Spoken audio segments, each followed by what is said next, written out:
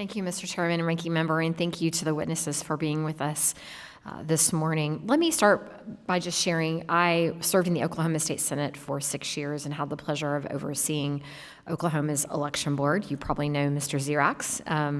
And I think Oklahoma does elections right for a lot of reasons. We are not a state that takes days or weeks to determine elections. We are actually typically that night, elections are decided. So I feel very confident in the process.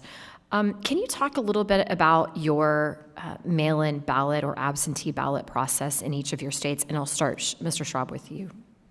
Yeah, we have no excuse mail ballots, but you do have to apply still.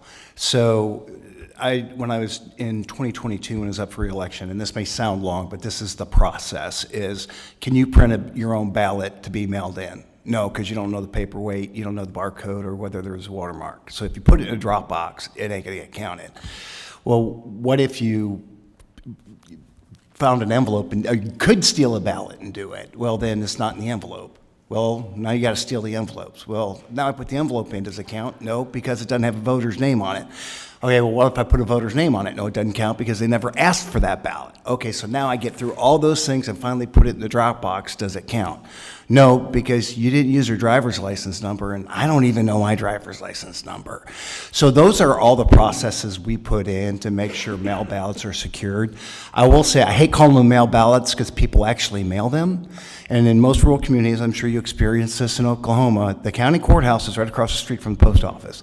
Don't put it in the blue box, put it in the red, white, and blue box. That way it stays in state. Got it. Do you require voter identification to come in with your absentee ballot or signature verification? We do signature verification on the ballot, voter ID on the application. Okay. Mr. Simon, your process. Thank you, please. Representative. I'm glad that Secretary Schwab said what he did about mailing in. Not everyone mails it in. You don't have, just because you received it by mail doesn't mean you have to return it by Sorry mail. for the incorrect moniker. Absentee ballot, I suppose, is more accurate.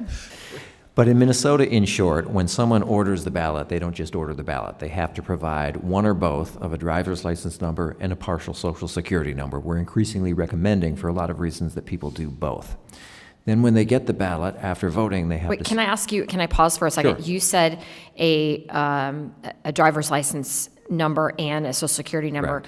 but you can obtain a driver's license being a non-citizen. Is that accurate? True. Okay, keep going. Right.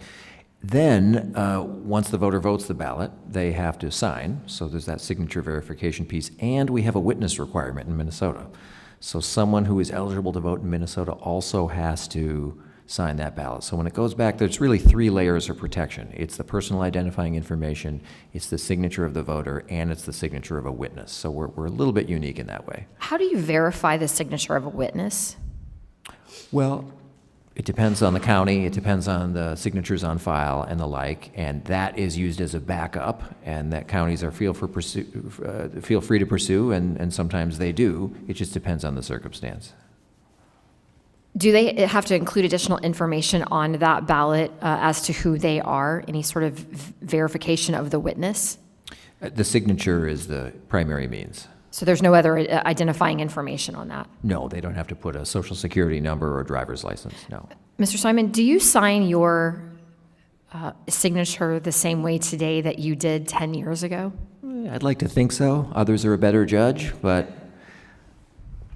I'm not sure. I mean, I hope, mostly yes, but I see where you're going. Signatures can change. Mine's got significantly worse the longer I've been in Congress. I think the point being that in Oklahoma, we actually have, we had an issue in 2020 where the way that our absentee ballot process was laid out was challenged in court.